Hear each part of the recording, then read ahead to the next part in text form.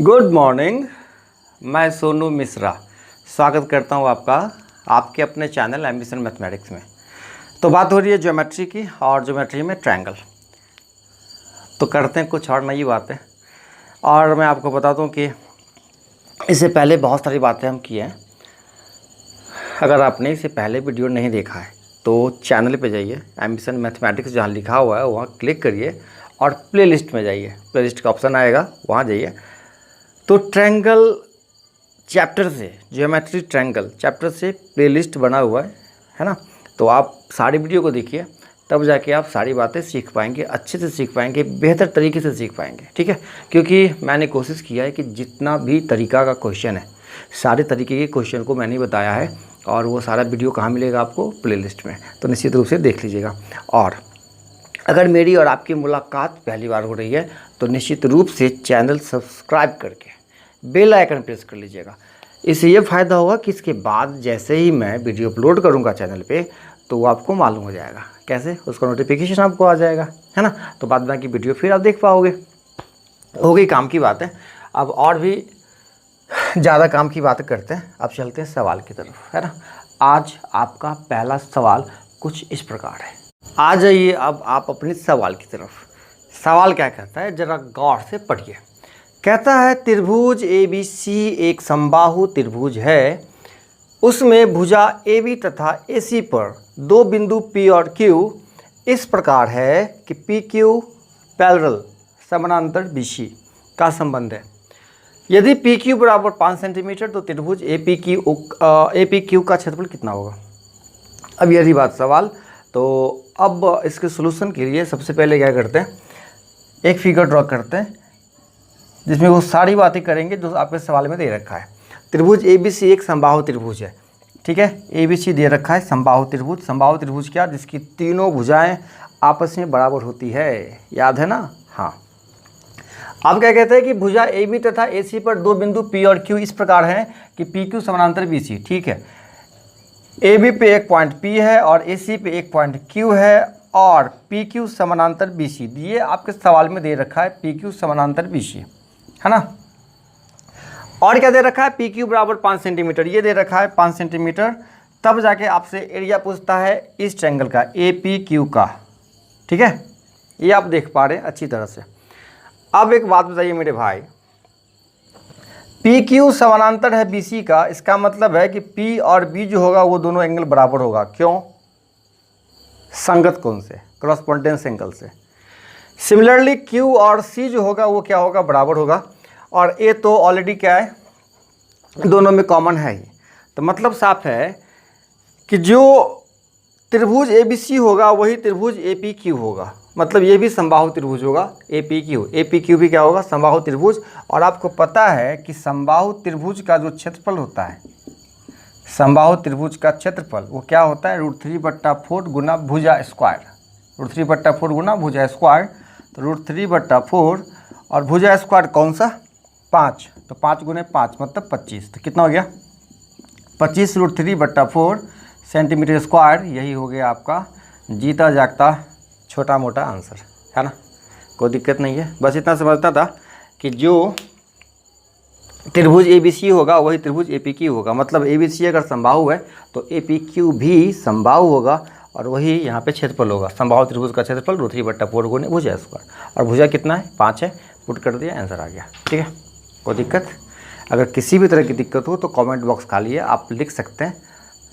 और नहीं तो मैंने अपना कॉन्टैक्ट नंबर भी दे रखा है, अगर नहीं भी है आपके पास तो आप लिख लें 8804331331। आप पर्सनली व्हाट्सएप पे हमको मैसेज कर सकते हैं कि मुझे इस तरह दिक्कत होता है सर, आप मुझे किसी और तरीके से बताइए। ठीक है, तो मैं और भी इम्प्रूवमेंट करके वीडियो आपके लिए बना दूंगा, है ना। चलते हैं और एक नए सवाल की तरफ, प्यारे से सवाल की तरफ लगातार इसी तरफ बने रहिए। चलिए हम तैयार हैं एक और नए सवाल के साथ। सवाल आपका बोर्ड पे आराम से पढ़िए। कहता क्या है? त्रिभुज ABC में कोण A बराबर कोण B बराबर 60 डिग्री एवं AC बराबर √13 सेंटीमीटर। AD और BD रेखाएं बिंदु D पर इस प्रकार काटती है कि कोण D बराबर 90 डिग्री। यदि DB बराबर 2 सेंटीमीटर तो AD बराबर 8। प्रत्येक क्वेश्चन में क्या करते हैं? क्वेश्चन के साथ साथ फिगर ड्रॉ करते हैं, उसके बाद सारी बातें आपके समझ में आती है। यहाँ भी वही सारी बातें करेंगे। पहले क्या बनाना है, त्रिभुज ABC बनाना है। एक त्रिभुज बना डाला ABC, A, B और C। इसमें क्या दे रखा है, कोण A बराबर B बराबर 60, मतलब A भी 60 है और B भी 60 है। अब कितनी बेकार की बात है, A भी अगर 60 दे रखा है तो इसका मतलब साफ है कि C भी 60 होगा। क्यों? क्योंकि तीनों मिला के 180 होना चाहिए। तो ये 60 60 120, तो बच गया कौन, 60। ये भी 60 होगा। और तीनों एंगल अगर इक्वल है, 60 60 60 है, तो बात यहाँ पे क्लियर है कि ये समबाहु त्रिभुज है, इक्विलैटरल ट्रायंगल है, मतलब तीनों भुजाएं आपस में बराबर। अगर ये √13, तो किसी से पूछने की ज़रूरत नहीं है, आप सबको कितना कर दो, √13 कर दो। क्लियर है? अब क्या कहता है, AD और BD रेखाएं बिंदु D पर इस प्रकार काटती है। कौन कौन? AD D नहीं है, AD और BD एक दूसरे को क्या करता है, इस प्रकार काटता है कि कोण D बराबर 90, मतलब ये कितना डिग्री हो जाता है, 90 डिग्री। DB बराबर 2 सेंटीमीटर, DB बराबर 2, ये 2 सेंटीमीटर है, ध्यान से देखिएगा, ये 2 है, 2, ये 2 है, DB बराबर 2। अब आपसे क्या पूछता है, AD कितना होगा, ये AD कितना होगा। अब आप इस ट्रायंगल को गौर से देखिए, ABD को ध्यान से देखिएगा, ABD ये समकोण त्रिभुज है, उसमें एक कर्ण हो गया और एक आधारी अलम, कुछ भी ले सकते हो। तो यहाँ से आपको AD निकालना है, तो AD बराबर क्या हो जाएगा, AD स्क्वायर बराबर कर्ण स्क्वायर, मतलब ये है ना, AB square minus BD square. ये फार्मूला आप यहाँ पे अप्लाई कर सकते हो। तो AD स्क्वायर बराबर कितना हो जाएगा मेरे भाई, AB स्क्वायर, तो AB कितना है, √13, तो √13 का स्क्वायर 13। BD स्क्वायर बोले तो BD कितना है, 2, 2 का स्क्वायर 4, मतलब AD स्क्वायर बराबर निकल गया 13 - 4 9। तो AD बराबर कितना हो गया, √9 मतलब 3, AD बराबर 3 सेंटीमीटर। ये हो गया आपका बहुत ही प्यारा सा छोटा सा आंसर, है ना। तो नोट करते रहिए, लगातार स्क्रीनशॉट लेते रहिए, ताकि आपके पास स्टॉक रहेगा, तो फिर आपको डिवीजन करने में बहुत आसान हो जाएगा। आप बार बार देख सकते हो, क्योंकि अगर इन चीज़ों को बार बार देखोगे नहीं, तब तक आप अच्छी तरह सीख नहीं पाओगे, है ना। सीखने का बहुत आसान तरीका है, ये बरसों से चलता आ रहा है, एक ही तरीका कि आप एक चीज़ों को बहुत बार बार देखो, बार बार। जितना ज़्यादा देखोगे आप, उतना ज़्यादा लंबे समय तक इसको आप अपने दिमाग में बैठा कर रख सकते हो। कम देखोगे तो कम दिनों तक, ज़्यादा देखोगे ज़्यादा दिनों तक, है ना। तो चलते हैं एक और नए सवाल की तरफ। चलिए, एक और नया सवाल तैयार कर रखा है मैंने आपके लिए। सवाल क्या है, बिंदु O त्रिभुज ABC का लंब केंद्र है। यदि कोण BOC बराबर 110 डिग्री, तो कोण BAC बराबर क्या होगा। बात क्या है, लंब केंद्र है। तो लंब केंद्र क्या होता है भाई, याद है, मैंने कई बार बताया है कि लंब केंद्र त्रिभुज में वो होता है जहाँ 3 हाइट आपस में आके मिल जाते हैं। त्रिभुज में हम 3 हाइट खींच सकते हैं, एक हाइट मान लेता हूँ AD और एक हाइट मान लेता हूँ BE और एक हाइट मान लेते हैं CF, ठीक है।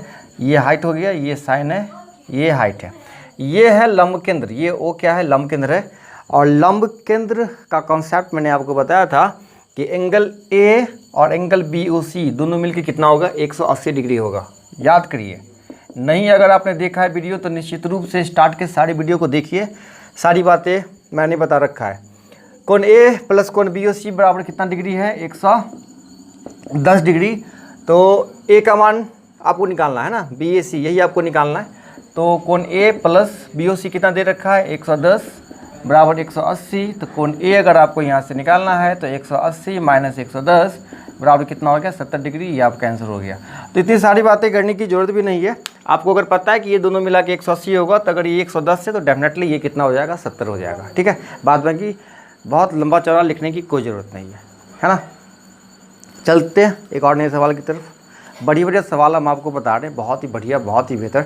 और ये सारे सवाल प्रीवियस ईयर के हैं, आगे भी जो एग्ज़ाम होंगे उसमें इसी तरह के सारे क्वेश्चन आते हैं। आपको बहुत कठिन सवाल नहीं लगाने, बहुत आराम से तो वैसे सवाल को लगाना है जो एग्ज़ाम में पूछे जाते हैं, है ना। ये बुद्धिमानी है, ज़्यादा कठिन सवाल लगाने से कुछ नहीं होता है, बेकार की बात है।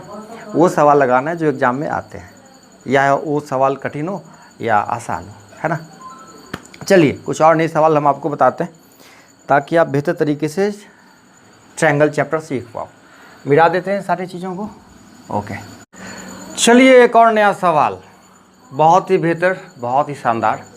सवाल क्या है, त्रिभुज ABC में AD माध्यिका है और AD बराबर 1/2 BC है। यदि कोण BAD बराबर 30 डिग्री हो तो कोण ACB बराबर क्या होगा।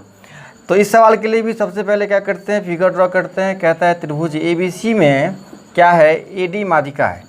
तो माध्यिका क्या होता है भाई पता है ना, शीर्ष से सामने वाली भुजा के बिल्कुल मिड पॉइंट, मतलब BC का मिड पॉइंट जो होगा वो D होगा, इसलिए AD जो है ना वो माध्यिका है।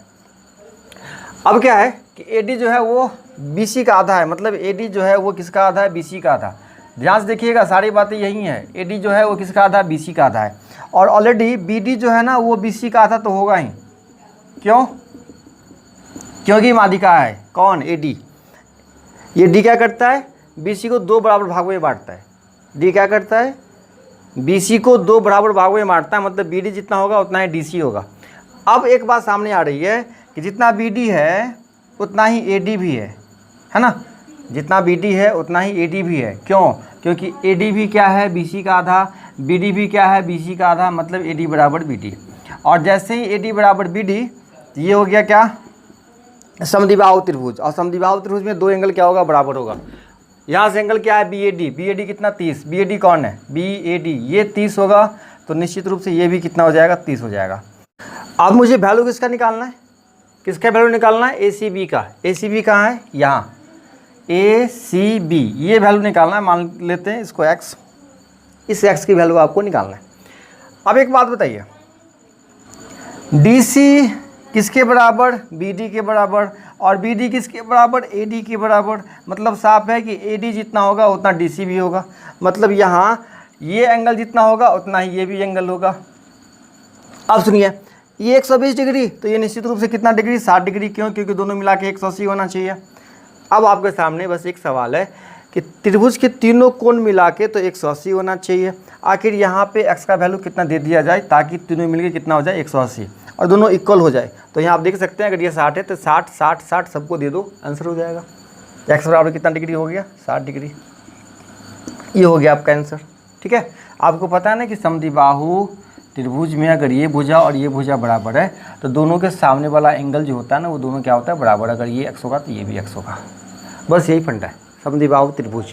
समद्विबाहु त्रिभुज में 2 बराबर भुजाओं के सम्मुख जो कोण होते हैं ना वो क्या होते हैं, बराबर होते हैं। वही फंडा मैंने यहाँ पे अप्लाई किया है। इसके सामने वाला ये है ना, इस भुजा के सामने वाला कोण ये, इस भुजा के सामने वाला कोण ये, दोनों बराबर। तो अगर 30 30 60, तो ये बच गया 120। अब ये 120 तो ये भी कितना, 60। अब ये 60 तो ये भी बड़ा, ये और ये दोनों बराबर है, मतलब इसके सामने वाला ये और इसके सामने वाला ये दोनों बराबर होगा। बस ये फंडा अप्लाई कर दिया और x का मान निकाल लिया, है ना। तो इस वीडियो में फ़िलहाल मुझे लगता है कि इतना रखना पड़ेगा। अगले वीडियो में फिर मुलाकात होती है, तब तक के लिए bye bye, tata, see you. और इसी तरह थोड़ा थोड़ा सवाल मैं बता रहा हूँ जानबूझकर, ताकि आप एक वीडियो पूरा देखिए और सारी बातें सीखिए। लंबा वीडियो बनाने से फ़ायदा नहीं होता है, क्योंकि आप पूरा वीडियो देखते नहीं हो। इतना छोटा वीडियो बनाते हैं फिर भी आप नहीं देखते हो, मुझे पता है।